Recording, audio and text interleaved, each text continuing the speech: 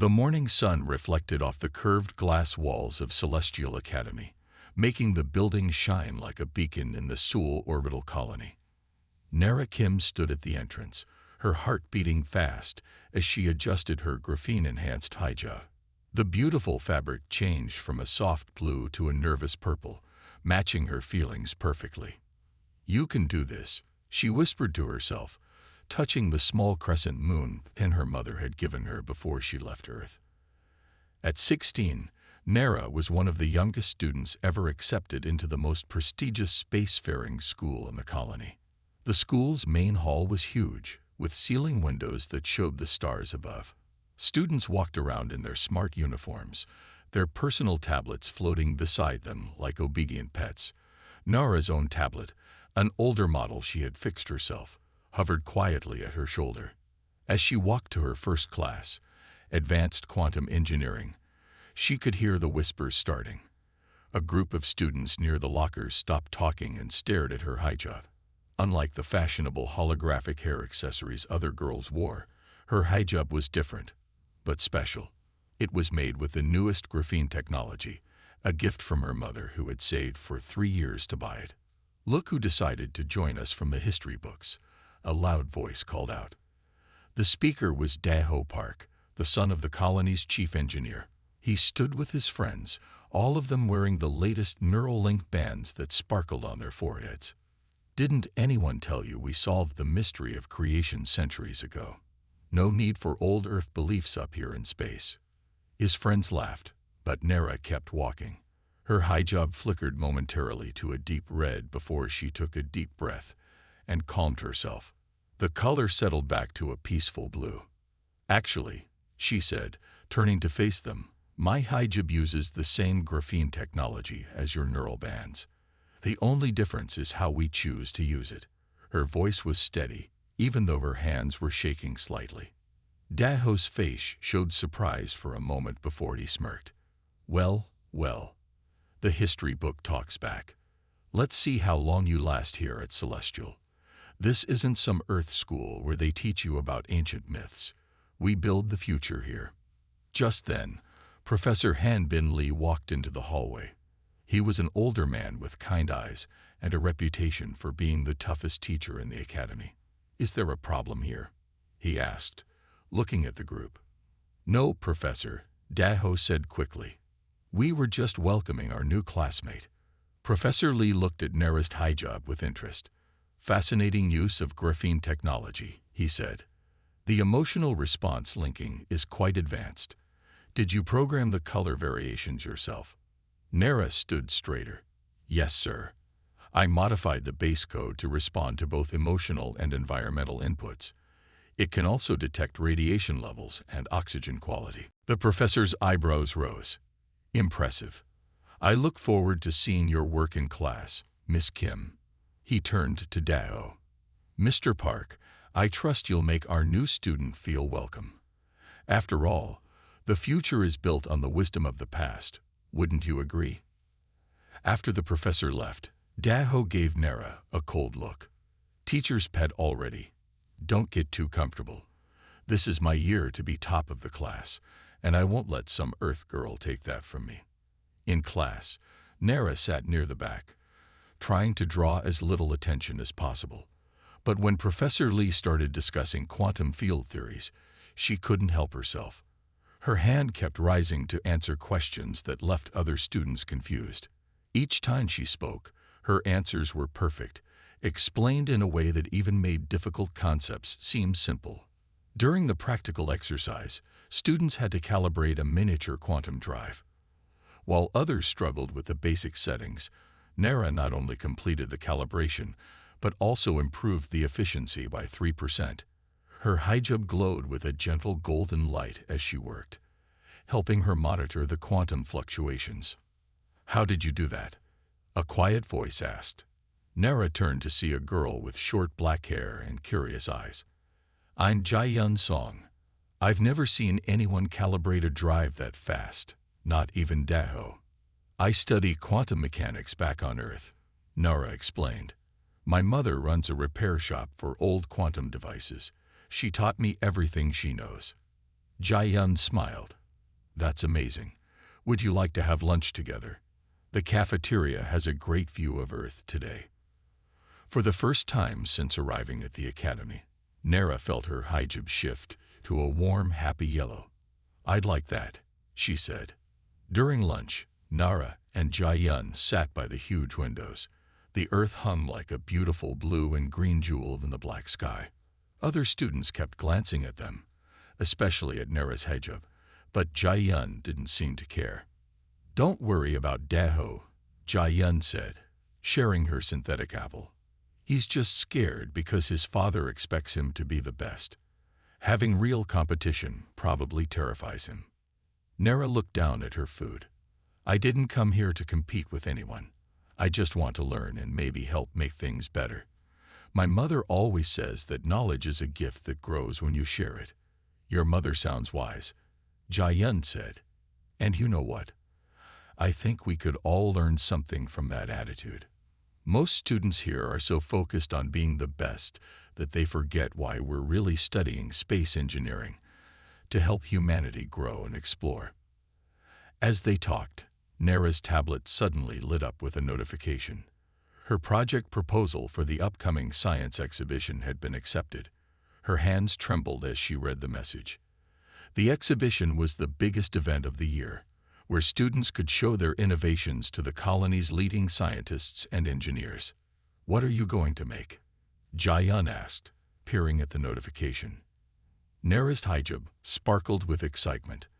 I want to design a new type of quantum field manipulator, something that could help make space travel safer for everyone, not just the rich colonies. She paused. Would you like to work on it with me? Jae-yun's face lit up. Really? You'd want to work with me? Of course. Your understanding of particle physics is amazing. I noticed during class. As they planned their project, Nara felt a warmth in her chest that had nothing to do with her hijab's temperature controls. Maybe, just maybe, she had found not only her place in the colony, but also her first real friend. That evening, as Nara prepared for bed in her small dormitory room, she looked out at the stars. Her hijab had settled into a peaceful silver color, matching the starlight. She touched the crescent moon pin again and whispered a prayer of thanks. Despite the challenges, despite Daho's taunts, she knew she was exactly where she needed to be. On her tablet, she started writing a message to her mother. Dear Mama, today was just the beginning, but I already know something important. The future has room for everyone, even those who honor the past. And maybe, just maybe, that's exactly what the future needs. 2 months had passed since Nara's first day at Celestial Academy. The engineering lab had become her favorite place in the entire colony. Late in the evening, when most students had returned to their dormitories, she sat at her workstation, her hijab glowing the soft green as she focused on the holographic display before her. Your quantum field calculations are unlike anything I've seen before, Professor Lee said, making Nara jump slightly. She hadn't heard him enter the lab. You're approaching the problem from an entirely new angle. Nara's hands moved through the hologram, adjusting the complex patterns of energy. I was thinking about how my mother fixes old quantum devices. She always says that energy wants to flow like water. We just need to find the right path. The professor pulled up a chair. Tell me more about that. Well, Nara said, her hijab brightening with excitement, everyone tries to force quantum particles to move in straight lines. But in nature, energy flows in curves. She gestured at her hijab. Like how this fabric adapts to emotions. It doesn't fight the changes. It flows with them. Professor Lee stroked his chin thoughtfully. Have you considered joining the Advanced Innovation Program? It's usually reserved for final year students, but in your case. Before he could finish, the lab door slid open. Daho walked in, stopping short when he saw them. Professor, I didn't expect to find you here so late. His eyes narrowed at Nara. Or her. Mr. Park, Professor Lee said calmly. Perfect timing. Miss Kim was just explaining her theory about curved quantum pathways. Perhaps you'd like to hear it. It might help with your own project. Daho's face tightened. No offense, Professor, but I prefer to rely on proven scientific methods, not folk wisdom. Folk wisdom. Jia-yun's voice came from the doorway. She walked in, carrying her tablet. Is that what you call it when someone's ideas are better than yours? Stay out of this, Dae-ho snapped. You're just defending her because no one else will work with you.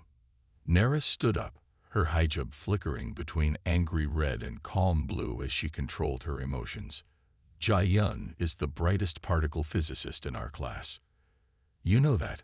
She's my partner because I asked her, and she said yes. Professor Lee cleared his throat. I think we could all learn something valuable here. Mr. Park, your technical skills are excellent, but innovation often comes from unexpected places. Miss Kim, would you share your project outline with the class tomorrow? Nara's heart beat faster, but she nodded. Yes, Professor. The next day, Nara stood before her classmates. Her hijab had settled into a determined shade of bronze as she began her presentation. The holographic display filled the room with swirling patterns of quantum energy. Traditional quantum engines try to control particle behavior, she explained, keeping her voice steady. But what if we worked with their natural patterns instead, like how ancient sailors used wind patterns instead of fighting against them? The room was silent as she demonstrated her theory. Even Dae-ho leaned forward, his expression shifting from skepticism to reluctant interest. When she showed the efficiency calculations, Professor Lee smiled proudly. This is remarkable work, he said. Miss Kim, I'm officially enrolling you in the Advanced Innovation Program. And Miss Song as well, if she's interested. Jia-yun beamed. Yes, please. After class, Nara was putting away her equipment when Dae-ho approached her. That presentation, he said stiffly, it wasn't completely terrible. Nara looked at him carefully. Thank you, I think. But it won't work in real-world conditions, he added quickly. The energy patterns are too unstable. Actually, Jia-yun joined them. We've already solved that problem. Want to see? Dae-ho hesitated, then nodded. As they showed him their calculations, his defensive posture slowly relaxed.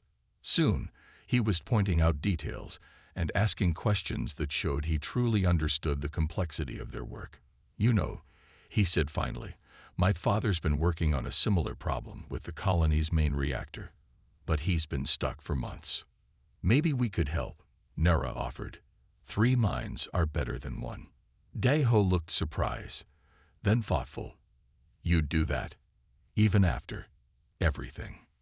Knowledge grows when we share it, Nara said, quoting her mother again. Her hijab glowed with a warm, inviting light. That evening, the 3 of them worked late in the lab. Dae-ho brought up his father's reactor designs, and together they began applying Nara's curved pathway theory to the larger system. Hours passed like minutes as they worked, their earlier conflicts forgotten in the excitement of discovery. This is incredible, Dae-ho said, watching their simulation run successfully. We just improved the reactor efficiency by 20%. My father won't believe it. He will when he sees the data, Jia-yun said, saving their work. And wait until we apply this to our science exhibition project. As they cleaned up the lab, Nara noticed Dae-ho studying her hijab. Can I ask you something? He said quietly. Does it ever interfere with your work? No more than your neural band, she replied. It's part of who I am, just like your technology is part of you. Different tools, same goals. He nodded slowly. I think I'm starting to understand that. Later that night, Nara sat in her room, adding notes to her mother's message folder. Her hijab shimmered with contentment as she wrote, Today, something amazing happened, Mama. I learned that sometimes the biggest breakthroughs come not from pushing harder, but from learning to flow together. Like you always say, the strongest bridge is built from many different stones. She looked out at the earth, beautiful and distant. Tomorrow would bring new challenges, but tonight she felt stronger than ever. In her heart, she knew that her mother's wisdom and the Academy's science weren't opposites at all. They were different paths leading to the same truth. As she prepared for bed, her tablet chimed with a message from Professor Lee. Your enrollment in the advanced program starts tomorrow. Be ready for a challenge that will change everything you think you know about quantum physics. Nara smiled, touching her crescent moon pin. She was ready for anything now, especially with her new team by her side. The annual space station emergency drill was supposed to be routine. Students at Celestial Academy had practiced it many times before. Nara stood with her classmates in the main hall, her hijab glowing a steady blue as she listened to the colony administrator Moon-E Cho explain the drill procedures. Remember, Administrator Cho said, this is just a practice, but we take it seriously because one day your knowledge might save lives. Nara felt Jai-Yun squeeze her hand excitedly. They had been working late in the lab again, perfecting their quantum field project. Even Daeho had started joining their study sessions regularly, bringing his father's reactor insights to help improve their design. Suddenly, the lights flickered. At first, everyone thought it was part of the drill. Then the emergency alarms began blaring. Not the practice sounds they were used to, but the real warning signals. Warning: primary oxygen recycling system failure detected. Backup systems engaging. Administrator Cho's face went pale. She pressed her neural band, connecting to the colony's main computer. This is not part of the drill. Everyone remain calm and follow emergency procedures. Nara's hijab shifted to a deep purple, detecting the changing oxygen levels in the air. The fabric sensors were picking up something wrong with the atmosphere. She raised her hand. Administrator Cho, the oxygen quality is dropping faster than normal system failure would cause. The administrator looked at her sharply. How do you know this? My hijab, Nara explained quickly. I modified it to monitor environmental conditions. The quantum readings are showing unusual patterns in the air circulation. Professor Lee stepped forward. Miss Kim's sensor readings have been remarkably accurate in our lab work. I suggest we listen to her. The backup system's hum grew louder, but Nara could tell from her hijab's readings that something was still wrong. She looked at her friends. Jai-Yun, remember our project? The curved quantum pathways. Jai-Yun's eyes widened. You think we could adapt it to fix the oxygen system? Wait, Daeho interrupted. The oxygen recycling system uses quantum field technology similar to the reactor designs we've been studying. If we apply Nara's theory, it's too risky. Administrator Cho said, we can't experiment with our life support systems. The lights flickered again. The main computer announced, backup systems showing strain. Oxygen levels will reach critical in 45 minutes. Professor Lee looked at Nara. Explain your idea, quickly. Nara took a deep breath. Her hijab shifted to a focused green as she walked to the room's main display. Her hands moved through the holographic controls, bringing up the colony's system diagrams. The current system forces oxygen molecules through straight quantum channels, she explained, her voice growing stronger. But that's not how particles want to move. If we reshape the quantum fields to follow natural curves, like this, her fingers traced new patterns in the air. Jai-Yun jumped in. The efficiency would increase dramatically. We've proven it in our lab tests. And Daeho added, we can use the same principles that fixed my father's reactor problems. The math is solid. Administrator Cho looked at the failing oxygen readings, then at the three students. Professor Lee, your opinion? Their theory is sound, he said.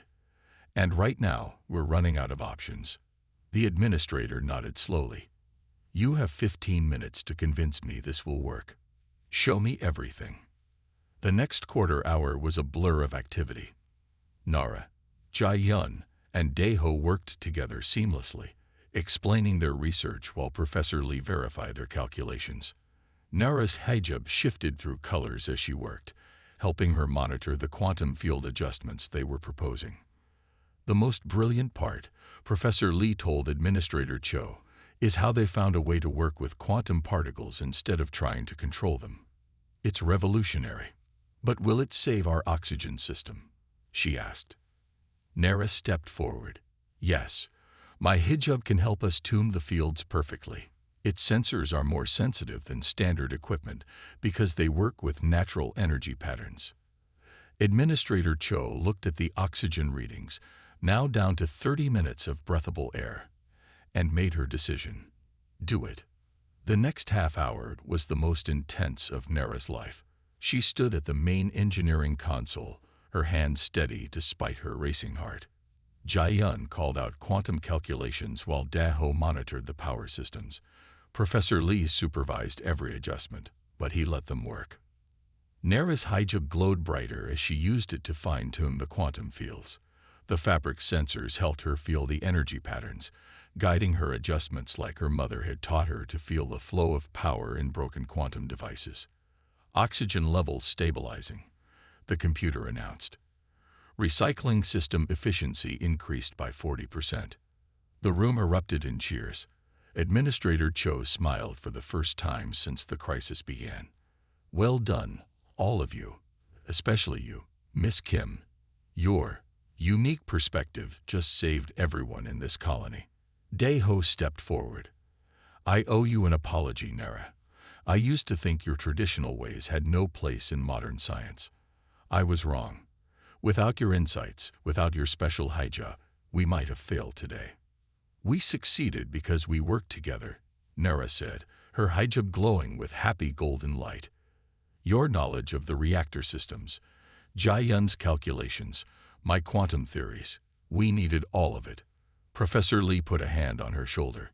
This is more than just fixing our oxygen system. You've discovered a whole new way of working with quantum fields.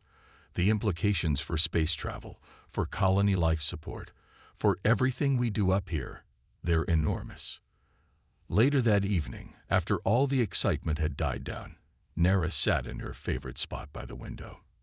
Earth glowed blue and peaceful below. Her hijab had settled into a content silver color, matching the starlight. She opened her tablet to write to her mother. Mama, today I learned something amazing. You always told me that our traditions and modern science could work together, that wisdom comes in many forms. Today, we proved you were right.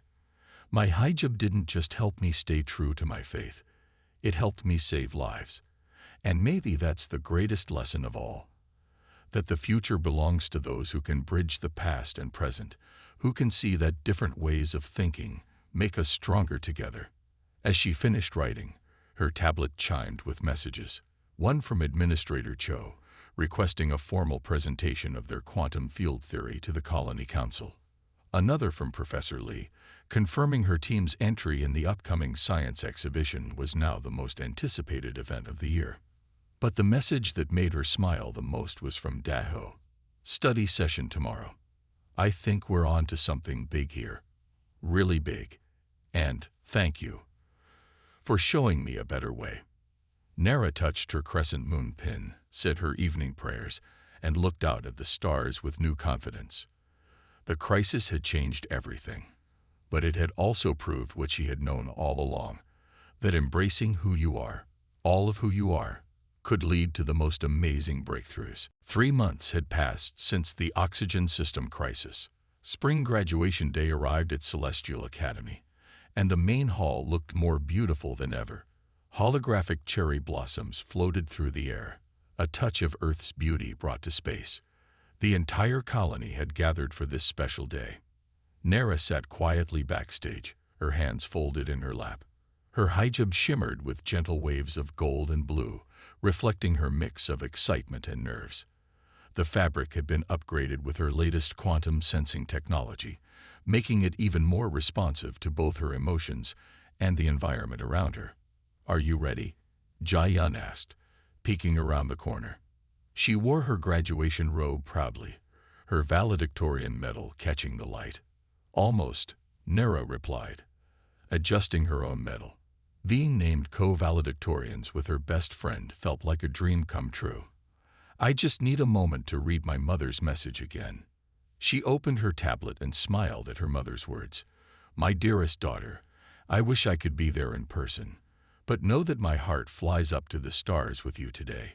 You have made me proud not just by being brilliant, but by staying true to yourself. A knock at the door interrupted her thoughts. It was Daho, also wearing his graduation robes. "The colony council members are all here," he said. "Even the representatives from the Mars and Jupiter colonies came to see our quantum field presentation." After the oxygen system crisis, their innovation had spread quickly through the solar system. Their curved quantum pathway theory had already been adopted by 3 other space colonies, making life support systems 40% more efficient everywhere it was used. "Thank you, Daho," Nara said. "Not just for telling me, but for everything these past few months. You've become a true friend." He smiled, looking a bit embarrassed. "I was wrong about so many things when you first arrived. I thought I knew what innovation looked like. I thought it could only come from breaking with the past. But you showed me that sometimes the best way forward is to learn from tradition." Professor Lee appeared behind him. "It's time," he said kindly. "Are you ready to change the world again?" Nara stood up, straightening her graduation robe. She touched her crescent moon pin for luck, just as she had done on her first day of the academy. "Yes, Professor. I'm ready." The main hall had never been so full. Through the giant windows, Earth hung like a jewel in space, seeming to watch over the ceremony. Administrator Cho stood at the podium, her voice clear and strong as she addressed the crowd. "Today, we celebrate not just our graduates, but a breakthrough that has made all our lives better," she said. "When we faced crisis, it was not just scientific knowledge that saved us. It was the wisdom to see that progress comes in many forms, and innovation can spring from unexpected sources." Nara and Jai-Yun walked to the stage together when their names were called. Their research presentation drew gasps of amazement from the audience as they demonstrated their latest improvements to the quantum field technology. Nara's hijab glowed brilliantly as she used it to show how quantum particles danced through their new curved pathways. "The future of space exploration will be built on understanding," Nara said in her speech. "Not just understanding science, but understanding each other. Every tradition, every culture, every way of seeing the world brings something valuable to our journey among the stars." Jai-Yun spoke next, explaining how their friendship had led to scientific breakthroughs nobody had thought possible. Then Daho surprised everyone by asking to speak. "A year ago, I thought I knew everything," he said. "I thought success meant following just one path." Then Nara Kim arrived, wearing a hijab that contained better sensors than our best equipment. "She taught me that real progress happens when we open our minds to new ideas, even if they're actually very old ideas seen in a new way." After the ceremony, during the celebration, Nara received incredible news. The Interstellar Development Council wanted her to lead a new research team. They would develop ways to use her quantum field theories to make space travel safer and more efficient for everyone, not just the wealthy colonies. "And the best part," Jai-Yun said excitedly, "is that we'll all be working together. You, me, and Daho. The council wants our whole team." As the celebration continued, Nara found a quiet moment to look out at the stars. Her hijab shifted to a peaceful silver color as she thought about her journey. From being bullied on her first day to becoming co-valedictorian and a leading scientist, it had been an amazing year. Her tablet chimed with a video call from Earth. Her mother's face appeared, smiling proudly. "My brilliant daughter," she said, tears in her eyes. "How do you feel?" "Happy, Mama," Nara replied, touching her crescent moon pin. "But also grateful. You always told me that our traditions give us strength, that being different is not a weakness but a gift. You were right. And now you have proved it to everyone," her mother said. "Your father would have been so proud." Later that evening, as the celebration wound down, Nara sat with Jai-Yun and Daho in their favorite spot in the engineering lab. They watched the Earth rotate slowly below, its blue light mixing with the starlight from distant suns.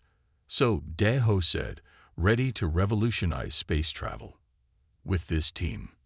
Nara smiled, her hijab glowing with warm, confident light. "We can do anything." "Just think," Jai-Yun added, Someday people will read about us in their history books. The team that changed how humanity travels through space. And they'll learn, Nara said softly, that the greatest discoveries happen when we bridge the gap between past and future, between tradition and innovation. Because the stars don't care what we wear or what we believe. They welcome all explorers equally. As if in response, her hijab shimmered with all the colors of space, the deep blue of Earth, the red of Mars, the silver of starlight, and the golden glow of distant suns. Each color represented a part of her journey, a piece of the wisdom she had gained. The next morning, as Nara packed her things to move to her new quarters in the research wing, she found a note from Professor Lee.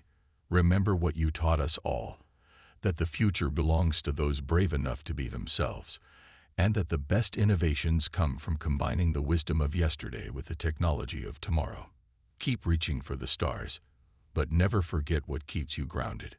She placed the note carefully in her tablet, next to her mother's messages and her graduation photos. Outside her window, the stars beckoned with infinite possibility. Nara Kim, the girl who had once been bullied for wearing a hijab, was now helping to chart humanity's course among those stars. And she had done it not by changing who she was, but by embracing it fully. Her hijab, once a target for ridicule, had become a symbol of how tradition and innovation could work together to create something extraordinary. As she walked to her new lab, her hijab glowing with all the colors of her dreams, she knew that this was just the beginning of an even greater adventure.